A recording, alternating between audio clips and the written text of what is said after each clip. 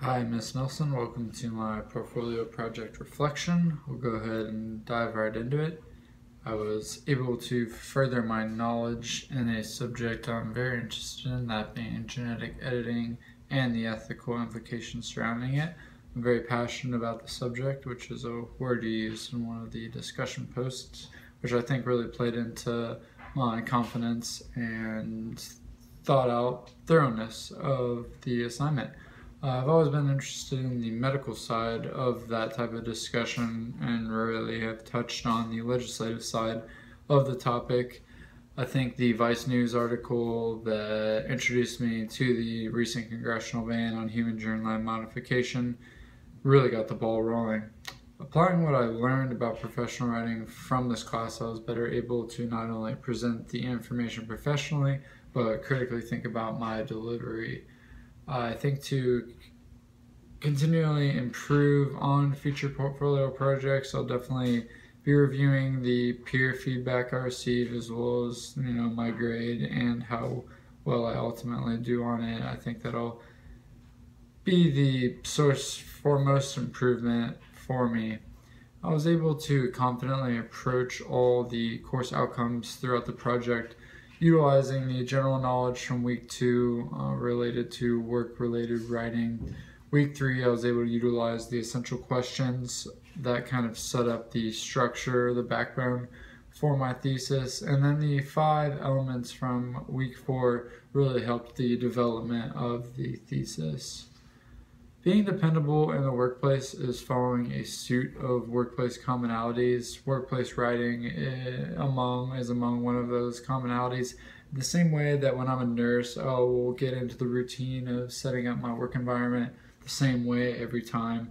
I think workplace writing needs to be held to that same standard of dependability, because that standard, if operated effectively by every worker, will produce the most efficient work environment.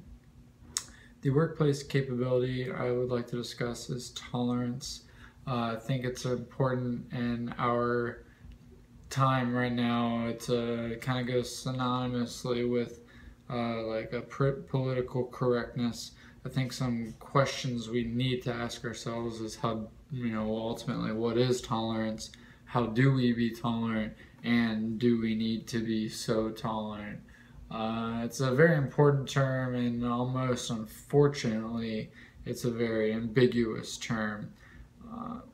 Intolerance used to be a bit more of a virtuous act when, maybe back in the medieval times, when God was the supreme ruler and everyone lived their lives and according to those guidelines.